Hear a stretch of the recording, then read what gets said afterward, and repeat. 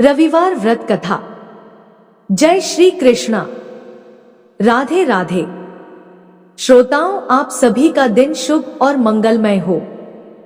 श्रोताओं, ओम श्री सूर्याय नमः। ओम नमः शिवाय। भगवान सूर्यदेव की कृपा से आप सभी भक्तों का जीवन सुख, समृद्धि और धन धान्य से परिपूर्ण रहे। प्रिय श्रोताओं, आज रविवार के दिन आप श्रवण करेंगे रविवार व्रत की प्राचीन कथा। एक राजा था। उसके पास सिपाही, घोड़े, दास दासियां, धन दौलत सब कुछ था। सिर्फ उन्हें संतान नहीं थी। इसी कारण राजा और रानी बहुत ही दुखी रहा करते थे। संतान प्राप्ति के लिए उन्होंने हर तरह का दान धर्म, धार्मिक अनुष्ठान, जप, मंत्र, व्रत, पूजा पाठ सब कुछ किया, लेकिन इसका कोई लाभ नहीं हुआ। जब राजा रानी दोनों ही बुढ़ापे की ओर बढ़ने लगे, तो वे गहन सोच में पड़ गए कि अब इतने बड़े राज्य का क्या होगा। कौन बनेगा इस राज्य का वारिस? कौन प्रजा की जिम्मेदारियों को उठाएगा? राजा रानी दिन रात इसी चिंता में घुलने लगे। उन्हें खाने पीने की कोई सूध नहीं रहती थी। एक दिन सुबह राजा के दरबार में एक साधु आता है। दासी रानी को यह सब बताती है। तब रानी दासी से कहती है, हे दासी, यह मेरा अंतिम दान धर्म है। इसके बाद मैं अपने हाथों से कोई दान धर्म नहीं करूंगी। रानी चावल से भरा हुआ सोने का कटोरा हाथ में लिए बाहर आई और साधु की झोली में भिक्षा डालने आगे बढ़ती है। उसके चेहरे पर छाई उदासी साधु की दृष्टि में आ गई। वह उनसे पूछता है, हे रानी, क्या हुआ? आप इतनी उदास क्यों हैं? तब रानी साधु को सारी बात बताती है और बिलखबिलख कर रोने लगती है। रानी को यूं रोता हुआ देखकर साधु कुछ गंभीर हो जाता है और कहता है, हे रानी, आप चिंता मत करिए। आपकी संतान की इच्छा अवश्य ही पूर्ण होगी। आपकी कोख से एक पुत्र जन्म लेगा, किंतु वह मात्र 16 साल तक ही आप लोगों के साथ रहेगा। इसके आगे वह इस मृत्यु लोक में नहीं रह पाएगा। इससे बढ़कर आपको कुछ देना मेरे लिए संभव नहीं है। अपनी बात पूरी करते हुए उसने अपनी झोली में हाथ डाला, थोड़ी सी भभूत निकाली और रानी को दी। उसने कहा, आप और महाराज दोनों इसे बांटकर ग्रहण करना। तुम्हें जल्द ही बहुत ही सुंदर पुत्र प्राप्त होगा। इतना कहकर साधु अपनी राह चला गया। उसी रात राजा अपना दरबार खत्म करके रानी के पास महल में आए। रानी ने राजा को सारी सच्चाई बताई और साधु की दी हुई भभूत राजा को दिखाई। रानी बोली, साधु महाराज ने यह भभूत हम दोनों को ग्रहण करने के लिए कहा है। तो महाराज बोले, हे महारानी, इतना दान धर्म किया, जब तक उपवास किया, लेकिन इसका कोई फल नहीं मिला। क्या अब इस भरोसे हमें संतान प्राप्त होगी? तो रानी बोली, जब इतना सब कुछ किया, तो अब यह भी कर लेते हैं। हे महाराज, साधु के क्रोध को क्यों बुलावा दें? प्रिय श्रोताओं, राजा को अब किसी पर विश्वास नहीं था, पर रानी को दुख न पहुंचे, इसलिए वह राजी हो गया। उसने साधु महाराज का नाम स्मरण करके वह भभूत बांटकर दोनों ने खा ली। इसके बाद दोनों निश्चिंत होकर सो जाते हैं। कुछ दिन गुजर जाते हैं और साधु द्वारा कहे अनुसार रानी गर्भवती हो जाती है। इस पर राजा और रानी दोनों की खुशी का ठिकाना न रहा। राजा रानी से बोला, हे महारानी, सचमुच साधु महाराज की कृपा हो गई। प्रिय श्रोताओं, 9 महीने, 9 दिन और 9 घंटे पूरे होने पर रानी ने एक अत्यंत ही सुंदर गोरे चिट्टे पुत्र को जन्म दिया। राजा ने बड़े धूमधाम से पुत्र का नामकरण संस्कार किया। सारे राज्य में 8 दिन तक उत्सव मनाया गया। राजा को इस बात का पता था कि उनका पुत्र सिर्फ 16 साल तक ही उनके पास रहेगा। प्रिय भक्तों, इसके बाद राजा और रानी बड़े ही प्रेम से बेटे की परवरिश करने लगे। उसकी हर ख्वाहिश पूरी करते, क्योंकि थोड़े समय के लिए ही भगवान ने उनकी संतान की मुराद पूरी की थी। राजपुत्र दिन प्रतिदिन बड़ा होता गया। जब वह 8 साल का हो गया, तो राजा ने एक अच्छे गुरु की नियुक्ति की और उसे अस्त्र शस्त्र की विद्या, घुड़सवारी आदि सभी शिक्षाएं प्रदान कराईं। अब वह सभी विद्याओं में पारंगत हो चुका था। इस प्रकार वह 12 साल की उम्र का हो गया। तब एक अच्छी सी राजकन्या को खोजकर उसका विवाह कर दिया गया। इसी प्रकार राजा, रानी और उनके पुत्र का जीवन सुखपूर्वक बीत रहा था। लेकिन जब राजपुत्र 16 साल का हुआ तो एक दिन उसने अपने पिता से कहा, पिताजी, मैं अपना राज्य घूमकर देखना चाहता हूँ। आज तक मैंने सिर्फ इस राजमहल के अतिरिक्त कुछ नहीं देखा। बेटे की बात सुनकर राजा चिंतित हो गया, क्योंकि पुत्र का 16वां साल शुरू हुआ था। अब कोई अनहोनी होने का वक्त नजदीक आ गया था। लेकिन राजा यह सब बातें पुत्र को नहीं बता सकता था। वह क्या करता? चेहरे पर झूठी मुस्कान लेकर बेटे से कहता, हे पुत्र, जरूर तुम्हें अपने राज्य के बारे में जानना चाहिए। मेरे बाद तुम ही तो राजा बनोगे, अपना राजपाट संभालोगे। परंतु एक बात का ध्यान रखना कि तुम जहां भी जा रहे हो और क्या कर रहे हो, यह बात अपनी पत्नी को मत बताना। पुत्र कहता है, ठीक है पिताजी, आपने जो कहा मैं वैसा ही करूंगा। राजपुत्र दिन भर अपनी पत्नी के साथ मौजमस्ती करता और खुशीपूर्वक रहता। लेकिन रात को ठीक 12 बजे बिस्तर से उठकर बाहर चला जाता और फिर सूर्य उदय होने से पहले वापस अपने महल में आकर सो जाता। ऐसा कई दिनों तक चलता रहा। अब राजपुत्र का 16वां साल खत्म होने में कुछ ही दिन बाकी रह गए थे। इतने में उसकी पत्नी यानी छोटी रानी एक दिन रात में जाग जाती है। वह देखती है कि बिस्तर पर राजकुमार नहीं है। वह महल में हर जगह देखती है, लेकिन राजपुत्र कहीं नजर नहीं आता। अब वह सोचती है कि वह क्या करेगी और किससे कहेगी। वह चुपचाप रहती है। फिर भोर होने पर वह देखती है कि उसका पति अपनी जगह पर सोया हुआ है। वह पति से कुछ नहीं पूछती। लेकिन दूसरी रात भी वैसा ही होता है। तीसरी रात, चौथी रात, 5वीं रात, ऐसे कई दिन तक चलता रहा। छोटी रानी बहुत ही चिंतित हो जाती है। उसके मन में सवाल उठ रहे थे, पति रात को कहाँ जाता है, किससे मिलने जाता है। लेकिन उसे पूछने में भय लग रहा था कि शायद उसका पति क्रोधित न हो जाए। सास ससुर से पूछने में भी उसे बड़ा संकोच हो रहा था। उसकी कुल की मर्यादा बीच में आ रही थी। इस तरह छोटी रानी मन ही मन दुखित रहने लगी। इस हाल में उसने खाने पीने में दिलचस्पी भी खो दी। वह धीरे धीरे दुबली पतली हो गई। उसी राज्य में एक फूल बेचने वाली बूढ़ी महिला, एक मालिन थी। वह हमेशा छोटी रानी को फूल देने उनके महल में आती थी। एक दिन उस बुढ़िया का ध्यान छोटी रानी पर जाता है। वह उससे पूछती है, हे बेटी, तुम्हें किस बात का दुख है? तुम इस तरह सूखकर कांटा क्यों हो गई हो?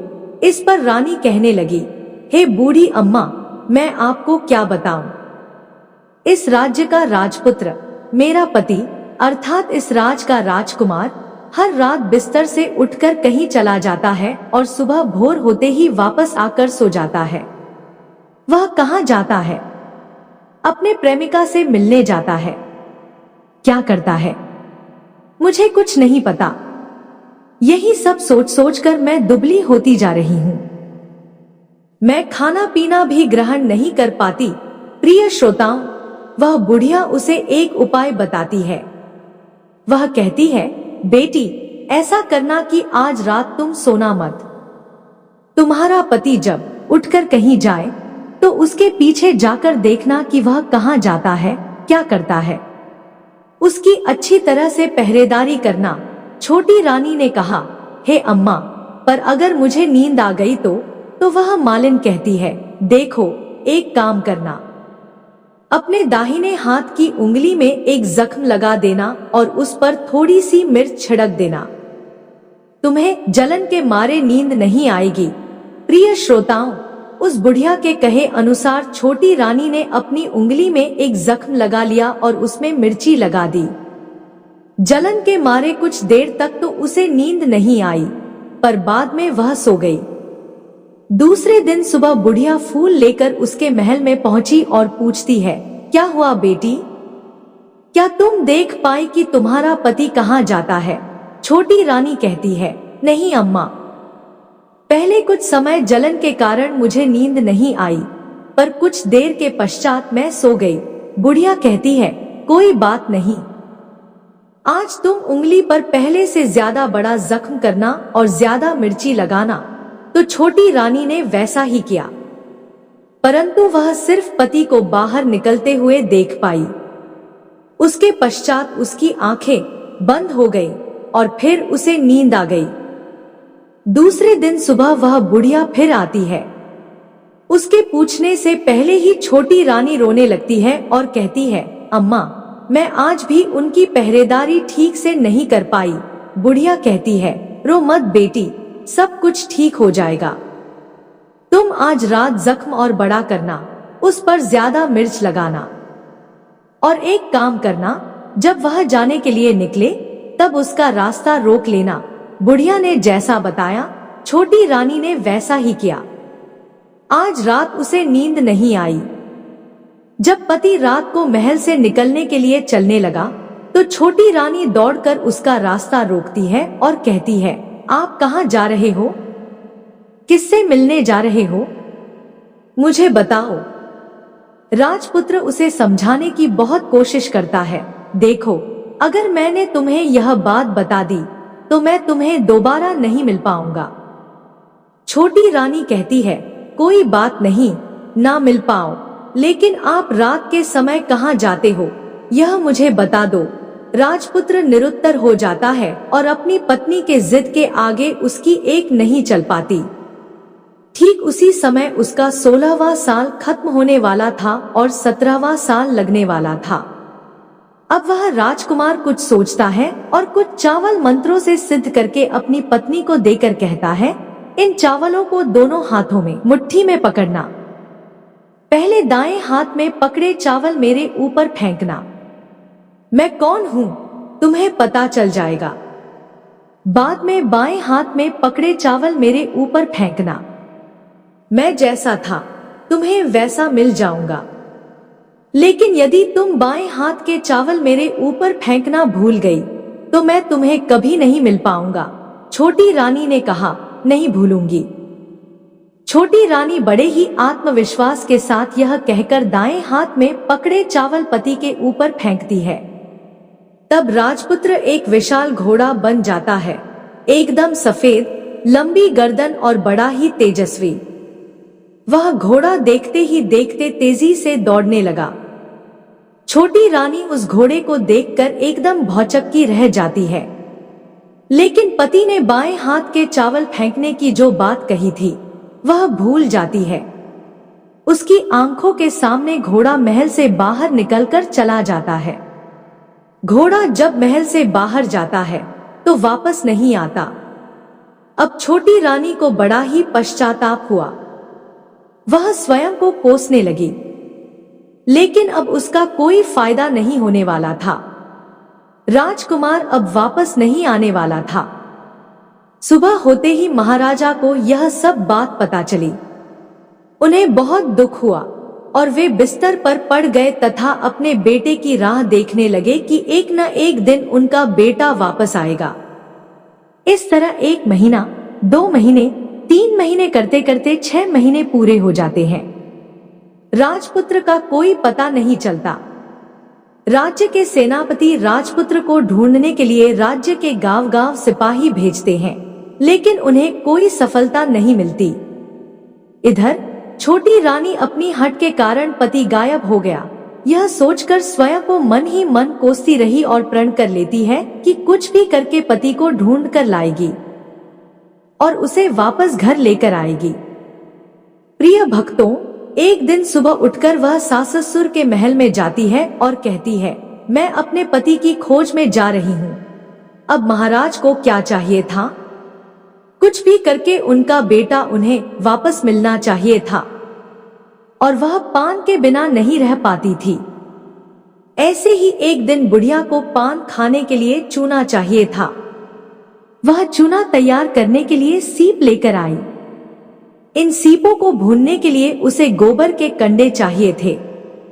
कंडे इकट्ठा करने के लिए वह बांस की टोकरी लेकर चरवाहे के मैदान में गई, जहां बहुत सारे कंडे थे।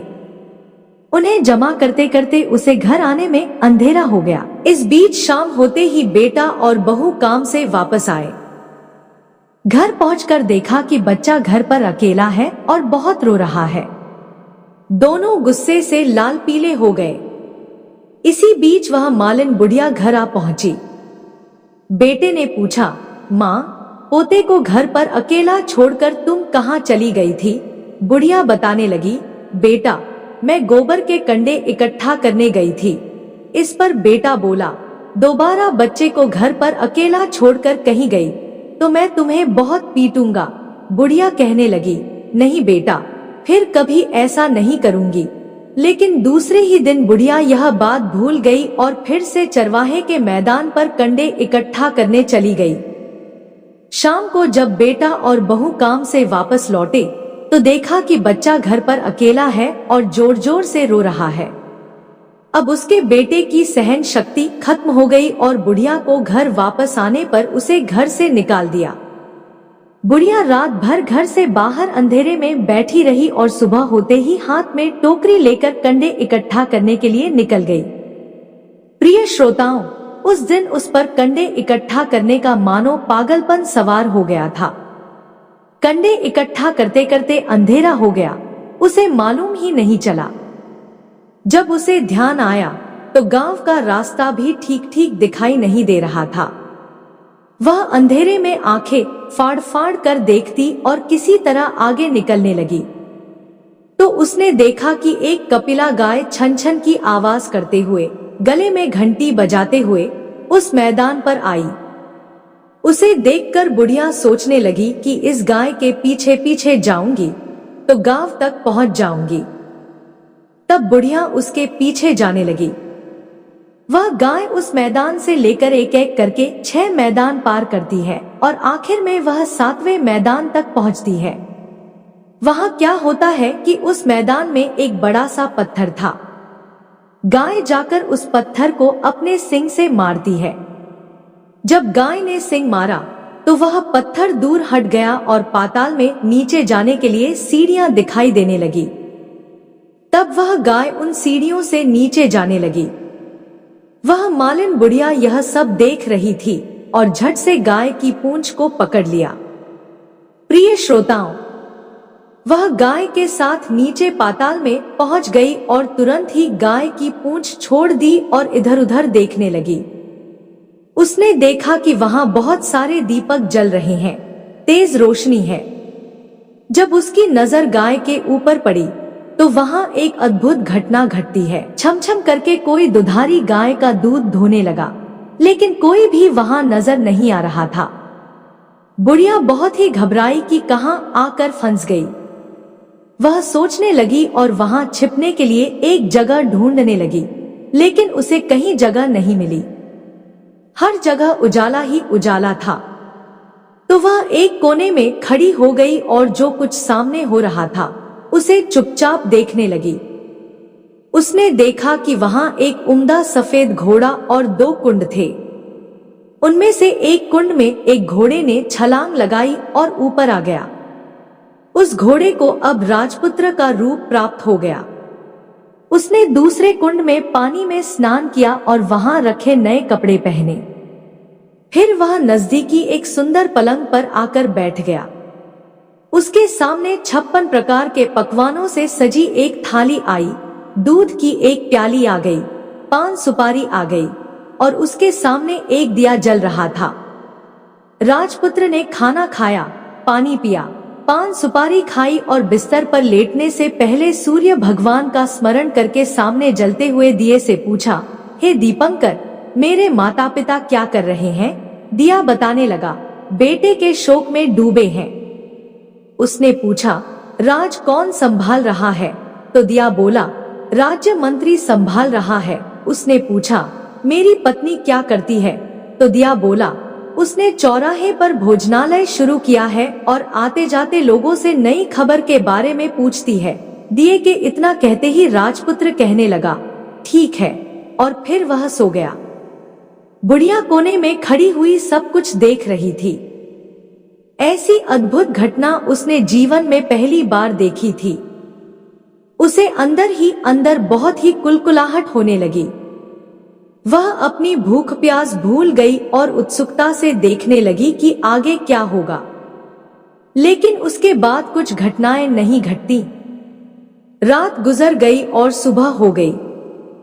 पलंग पर सोया हुआ राजपुत्र उठा और फिर से पहले वाले कुंड में छलांग लगाई। अब वह फिर से घोड़ा बनकर कुंड से बाहर आ गया और तेजी से उस पाताल नगरी से बाहर निकल गया। लेकिन कहाँ गया, बुढ़िया को कुछ नहीं पता चला। इसके बाद पिछली रात की तरह कोई उस गाय को छम छम करके दूध दोने लगा।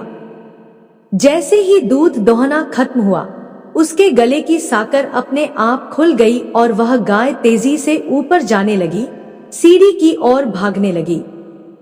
गाय को दौड़ता देखकर बुढ़िया सोचने लगी कि अब गाय के साथ यहाँ से ऊपर जाना ही समझदारी होगी, नहीं तो कोई मुसीबत आकर उसके ऊपर आ पड़ेगी। झट से उसने गाय की पूंछ पकड़ ली और गाय के साथ ऊपर आ गई। गाय जब मैदान में पहुंची तो उस सुरंग का रास्ता अपने आप बंद हो गया और उसके मुंह पर एक बड़ा सा पत्थर पहले की तरह खड़ा हो गया। ऊपर आकर वह गाय जंगल की ओर निकल गई। इधर वह बुढ़िया एकदम सी बावली हो गई। उसने पाताल नगरी में जो कुछ देखा था वह जल्दी जल्दी किसी को बताने के लिए बड़ी ही उतावली थी। तो उसे एकदम याद आया कि नगर की सीमा पर कोई औरत भोजनालय चला रही है और नई बात बताने वाले को अच्छा अच्छा खाना बना देती है। वह सोचने लगी, क्यों ना मैं यह बात उस औरत को बताऊं? यदि उसे यह बात पसंद आई तो बाकी जीवन खाने पीने की झंझट से मुक्ति मिल जाएगी। बुढ़िया ने मन में तय किया और तुरंत भोजनालय के द्वार पर पहुंच गई, जहां द्वार पर टंगी नगाड़े के सामने खड़ी हो गई और जोर जोर से नगाड़ा बजाना शुरू कर दिया। नगाड़े का इस तरह शोर सुनकर मालकिन यानी छोटी रानी मन में प्रसन्न हो गई कि शायद कोई नई बात लेकर यहाँ आया है। रानी ने सिपाहियों को आदेश दिया, जाइए और देखिए कौन आया है, उसकी अच्छे से खातिरदारी कीजिए। छोटी रानी का आदेश पाते ही सिपाही दौड़ते हुए गए और वहां एक बुढ़िया नगाड़ा बजा रही थी। उन्होंने पूछा, बुढ़िया माई क्या हुआ, नगाड़ा क्यों बजा रही हो? बुढ़िया बोली, कुछ नहीं बेटा, यहाँ खाना मिलता है ना, इसीलिए आई हूँ। तो सिपाहियों ने कहा, माई खाना चाहिए? खाना तो मिलेगा, लेकिन तुम्हें कोई नई बात बतानी पड़ेगी। बुढ़िया ने कहा, हाँ बताऊंगी। एक बात मालूम है मुझे। इस पर सिपाही उसे अंदर लेकर आए और मालकिन के आदेश के अनुसार बहुत सेवा सत्कार किया गया। बड़ी से सुंदर थाली में सुंदर सुंदर पकवान और व्यंजन परोसे गए। बुढ़िया बहुत दिनों से भूखी थी, वह खाने पर टूट पड़ी। खाना खाने के बाद सिपाही ने उसे नई साड़ी पहनने को दी। उसके बाद उसे लेकर रानी के पास आए। बुढ़िया और छोटी रानी ने तुरंत एक दूसरे को पहचान लिया। तब छोटी रानी ने बुढ़िया से कहा, अम्मा अब बताओ तुमने क्या नई बात देखी? बुढ़िया ने कहा, नई बात? मैंने कोई नई बात नहीं देखी।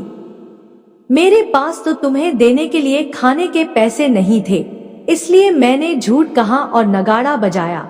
रानी ने कहा, अम्मा घबराना नहीं, मैं किसी को तुम्हारा नाम नहीं बताऊंगी। फिर भी बुढ़िया ने कहा, मेरे पास कोई नई बात नहीं है। इस पर रानी ने उससे कहा, देखो अम्मा, तुमने मुझे वह नई बात बताई तो जिंदगी भर तुम्हारी देखभाल मैं करूंगी, तुम्हें राजमाता की तरह रखूंगी। अब बुढ़िया बताने के लिए तैयार हो गई। उसने जो कुछ भी चारागाह वाले मैदान में देखा था सब कुछ सच सच छोटी रानी को बता दिया। बुढ़िया की बातें सुनकर छोटी रानी को यकीन हो गया कि वह राजपुत्र उसी का पति है। वह तुरंत बुढ़िया से कहने लगी, हे अम्मा, मुझे उस जगह पर ले चलो। तब बुढ़िया बोली, नहीं बेटी, वह पाताल लोक है, वहां सांप आदि रहते हैं। तुम्हें देख लिया तो तुम्हारी जान खतरे में पड़ सकती है। लेकिन छोटी रानी उसकी एक भी बात नहीं सुनती, उसे उस जगह ले जाने के लिए हट करने लगी। आखिर में बुढ़िया ने उसका कहना मान लिया और कहने लगी, ठीक है, मैं तुम्हें वहां ले जा सकती हूँ, पर आज नहीं, कल वहां जाना। दूसरे दिन दोपहर को रानी बुढ़िया के साथ उस मैदान पर गई और एक जगह छुपकर गाय के आने की राह देखने लगी। दिन ढलते ही अंधेरा गिरने लगा और गाय हमेशा की तरह वहां मैदान में आ गई और उस कोने में जाकर उसने पत्थर पर सींग मारा तो छत से पत्थर हट गया और सुरंग में जाने के लिए रास्ता खुल गया।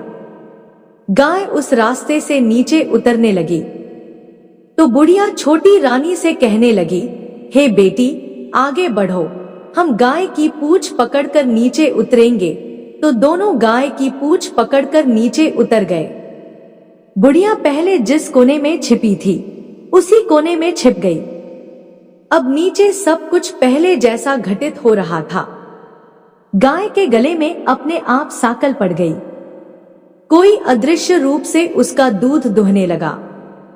एक सफेद घोड़ा आकर एक कुंड में छलांग लगाई तो राजपुत्र के रूप में ऊपर आया। वह राजपुत्र दूसरे कुंड में नहाने लगा। बाद में उसके सामने खाने की थाली आई, दूध की प्याली आई और पान का बीड़ा आ गया। राजपुत्र सब ग्रहण करके सोने के लिए पलंग पर चला गया। सोने से पहले सूर्यदेव का स्मरण करके वह दिए से पूछने लगा, दीपंकर, मेरे माता पिता क्या कर रहे हैं? तो दिया कुछ जवाब नहीं देता, बल्कि वह बुझने लगता है। तब राजपुत्र को कुछ घटित हुआ है इसका संदेह हो गया। वह उदास हो गया और जो कुछ हुआ है हो जाने दो, ऐसा सोचकर वह बिस्तर पर लेट गया। अब रानी का संयम टूट गया। वह दौड़कर अपने पति के पास आई और उसके पैर पकड़ने के लिए आगे बढ़ती है। तब राजपुत्र तुरंत ही पत्नी को पहचान गया और झट से पीछे हट गया। चिल्लाने लगा, नहीं नहीं, मुझे मत छूना, सर्वनाश हो जाएगा। रानी दोनों हाथ जोड़कर पति से अपनी भूल को स्वीकार करने लगी। वह कहने लगी, स्वामी, मुझसे भूल हो गई। मुझे आपसे नहीं पूछना चाहिए था कि आप रात को कहां जाते हो। मैं अपनी भूल स्वीकार करती हूँ। मुझे मेरी भूल की सजा मिल गई है। अब आप घर चलो। आपके वियोग में आपके माता पिता ने बिस्तर पकड़ लिया है। आपकी प्रजा बहुत दुखी है। इस पर राजपुत्र कहने लगा, वही तो, एक बार तुम गलती कर बैठी हो, अब दोबारा मत करना, नहीं तो मैं तुम्हें जो दिख रहा हूँ वह भी नहीं दिखाई दूंगा। रानी अब विलाप करने लगी, जोर जोर से जमीन पर सिर पटकने लगी। राजपुत्र के मन में उसके प्रति दया उत्पन्न हो गई। वह उससे कहने लगा, यदि तुम मुझे पाना चाहती हो तो तुम्हें एक काम करना होगा। काम कठिन है, लेकिन वह तुम्हें अकेली ही करना होगा। रानी ने कहा, कहो स्वामी, कितना भी कठिन काम हो मैं पूर्ण करूंगी। इस पर राजपुत्र ने कहा, इस पाताल से ऊपर जाते ही तुम्हें एक घना जंगल नजर आएगा। ऐसे 6 जंगल पार करने के पश्चात तुम्हें एक 7वां जंगल मिलेगा। वह जंगल सबसे घना है। उस जंगल के बीचों बीच एक पीपल का पेड़ है। उसके आसपास की जगह पत्ते, फंदे, जटाएं आदि से ढक चुकी है। वहां बाघ, शेर, सांप, भालू बैठे हैं। तुम्हें उन सबको भगाकर वह जगह साफ करनी है। उसको गोबर से पाई करके पवित्र बनाना है, रंगोली से सजाना है। उसके बाद वहां धूप कपूर जलानी है, फूल और कुमकुम से पेड़ की पूजा करनी है, दूध और दही से बने चावल का भोग लगाना है। यह सब तुम्हें दोपहर को 12 बजे से पहले करना है। 12 बजने के समय तुम्हें उस जगह पर बैठकर सूर्य भगवान का ध्यान करना है। ठीक 12 बजे सूर्य भगवान का रथ वहां उतरेगा। वे सब देखकर खुश हो जाएंगे और कहेंगे कि जिस किसी ने भी यह सब किया उसे मैं मनचाहा फल दूंगा। तो तुम सामने जाकर उनके रथ का दाहिना घोड़ा मांगना, मैं तुम्हें मिल जाऊंगा। इतनी बात कहकर राजपुत्र अपने पलंग पर सो गया। छोटी रानी रात भर वहीं रही और सुबह होते ही बुढ़िया के साथ गाय की पूंछ पकड़कर ऊपर आने के बाद बुढ़िया से कहने लगी, अम्मा अब मैं अकेले ही आगे जाऊंगी, तुम भोजनालय वापस जाओ। वह जंगल में जाकर राजपुत्र के कहे अनुसार वह जगह साफ करती है। बाद में राजपुत्र ने जैसा बताया था उसे वैसे लिपाई करके वापस आ गई। दूसरे दिन सुबह होने से पहले उठी और जंगल में उसी जगह पहुंची जहां इत्र गुलाब का पानी छिड़क कर वह जगह सुगंधित की, धूप अगरबत्ती जलाकर उसे पवित्र किया और पूजा की सारी सामग्री वहां तैयार रखकर सूर्य भगवान का ध्यान धर के बैठ गई। जैसा कि पति ने बताया था, दोपहर को ठीक 12 बजे सूर्य भगवान का रथ उसी पीपल के पेड़ पर आकर रुका। सूर्य भगवान ने जब रथ के नीचे देखा तो सुगंधित वातावरण देखकर वे बहुत ही प्रसन्न हो गए। फिर वे बोले, जिस किसी ने यह काम किया मैं उसे मनचाहा वरदान दूंगा। यह सुनकर वह दौड़कर उनके सामने आ गई, उन्हें साष्टांग नमस्कार करके बोली, भगवान वह मैं ही हूँ, मैंने इस जगह को साफ किया है। तब सूर्य भगवान ने कहा, अच्छा तो तुम्हें जो चाहिए वह मांगो।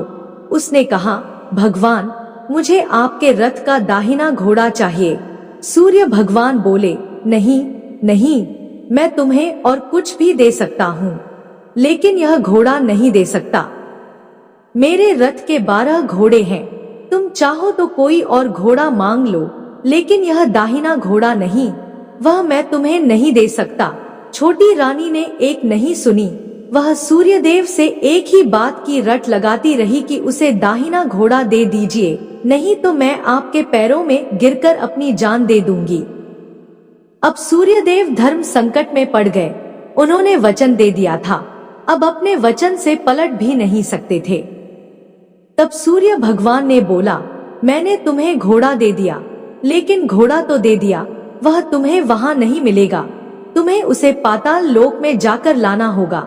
रानी बोली, पाताल लोक में क्यों भगवान, मैं उन्हें पाने के लिए कहीं भी जा सकती हूँ।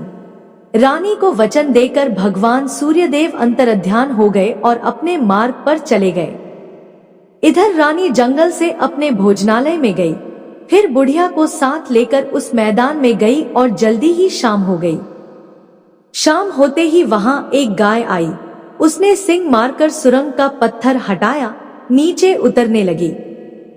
रानी और बुढ़िया जल्दी जल्दी उसकी पूंछ पकड़कर नीचे उतर गई। पाताल में सब घटनाएं पहले की तरह ही घटने लगीं।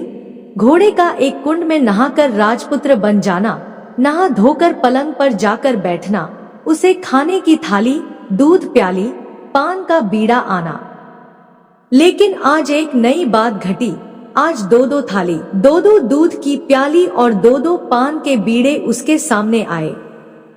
वह कुछ नहीं बोला, अपने हिस्से की थाली खाकर, दूध पीकर, पान का बीड़ा चबाकर वह सोने चला गया और हमेशा की तरह दिए से पूछने लगा, हे प्यारे दिए, दीपंकर, मेरे माता पिता क्या कर रहे हैं? दिए ने बताया, हे राजपुत्र, वे दोनों तुम्हारे शोक में मरने की स्थिति में पहुंच गए हैं। ऐसा सुनकर उसकी आंखों से झरझर आंसू टपकने लगे। फिर वह पूछने लगा, हे दीपंकर, मेरा राज कैसा चल रहा है? दिए ने कहा, राजपुत्र, तुम्हारा राज्य प्रधानमंत्री चला रहा है और वह सब कुछ हड़प चुका है। वह प्रजा पर बहुत ही अत्याचार कर रहा है। यह सुनकर राजपुत्र को बड़ा ही क्रोध आया। वह क्रोध से तमतमा गया, अपनी मुट्ठी भजने लगा। अब उसने दिए से पूछा, दीपंकर, मेरी पत्नी क्या कर रही है? अब दिया कुछ नहीं बोला और चुप रह गया।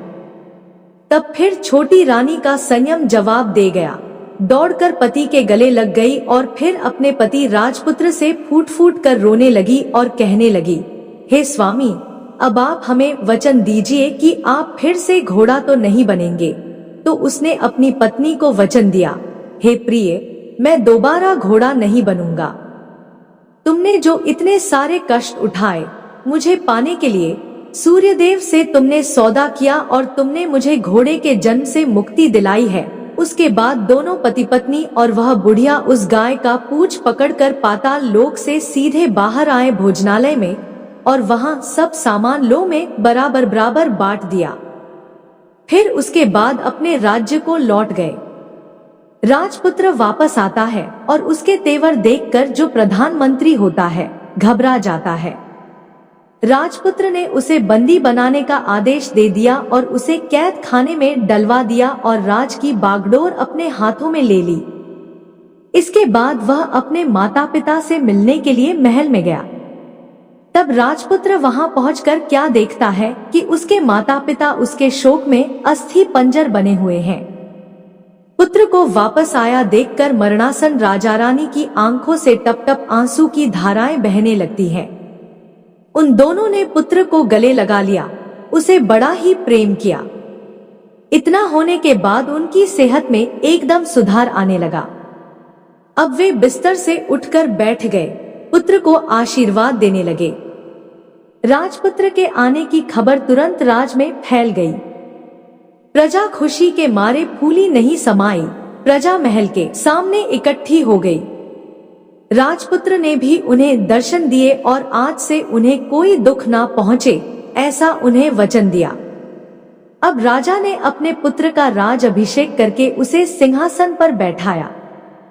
प्रिय भक्तों, और अपनी बहू को महारानी का दर्जा दिया और स्वयं अपनी पत्नी के साथ ईश्वर स्मरण करते हुए खुशी से दिन व्यतीत करने लगे। महाराजा बना राजपुत्र अच्छी तरह से राज चलाने लगा, अपनी पत्नी के साथ सुख शांति से जीवन व्यतीत करने लगा। उस बुढ़िया को रानी ने अपने ही पास रखा और उसकी अच्छी तरह से देखभाल करने लगी। बुढ़िया के बुढ़ापे के दिन खुशी से गुजरने लगे। सारी प्रजा जन प्रेम से रहने लगी। तब राजपुत्र ने एक और घोषणा की, हे प्रिय प्रजाजनों, तुम आज के बाद सूर्य नारायण भगवान का व्रत करो। प्रत्येक रविवार को उन्हें प्रेम पूर्वक अर्घ दो, घर की लिपाई करो तथा अपने घर में सुख समृद्धि की कामना करो। इससे तुम्हारे घर में धन धान्य तो आएगा ही, साथ में तुम सब रोग मुक्त रहोगे। सूर्य भगवान की यह रविवार व्रत कथा संपूर्ण हुई, तो बोलिए सूर्य नारायण भगवान की जय हो। आज की इस कथा को कहते सुनते हुंकारा भरते सभी भक्तों को भगवान सूर्यदेव की आशीर्वाद से सुख, समृद्धि, शांति और आरोग्य का आशीर्वाद प्राप्त हो। ओम सूर्यदेव नमः। प्रिय श्रोताओं, उम्मीद करती हूँ आज की यह कथा आपको पसंद आई होगी। यदि आपको हमारी सुनाई गई कथाएं पसंद आती हैं, तो आप इसे अपने प्रियजनों में शेयर कीजिए और वीडियो को लाइक करके चैनल को सब्सक्राइब कर दीजिए। जय श्री कृष्णा। राधे राधे। श्रोताओं, आप सभी का दिन शुभ और मंगलमय हो।